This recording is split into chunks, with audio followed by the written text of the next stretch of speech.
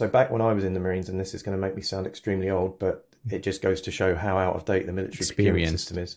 Experienced, yes. Okay, let's go with that. That's fine. I'll take it. We were still using analog radios. Believe it or not, around about 20 years ago. Despite the fact that, mobile phone networks were a thing, satellite communications were a thing, 3G was a thing, like digital comms was a thing, but we were still using these god-awful things that, god-awful radios that were developed in the 60s and 70s. Crazy. Reliable, maybe? Was that the reason? No, heavy crap.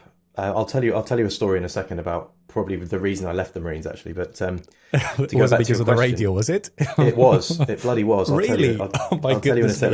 Let me just finish this thought, and then I'll go back to that. So the piece of kit that we were testing was a way of securely communicating over HF radio. And HF radio, it's like, a ridiculously low baud limit because the frequencies are very low. You can't physically fit much signal into it. And it was just awful. Like, this was in the days where you used to encrypt radio signals by pulling a punched piece of paper through a physical piece of equipment.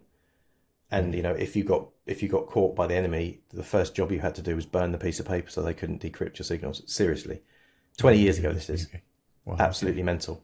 Are you sure it wasn't 50 years ago? No, it was developed 50 years ago, but not updated for 50 years, for 30 years. Okay.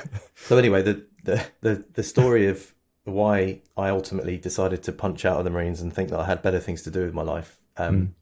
2003, just after I'd been teaching myself to code, I was sat in Saudi, and this was just before we did the assault on the Al-Faw Peninsula as part of the Iraq invasion. And my job was to get all the comms ready. And bearing in mind, these communication systems are radios that you set up. Back in those days, you used to hand tune the antenna length to make it match the frequency of what you were talking. And we were trying to get comms with a ship that was maybe 50 kilometers away. So there's me and all of my buddies sat in the desert for 3 days, twiddling antennas and moving masts around so they don't interfere with each other. And it was an absolute ball ache.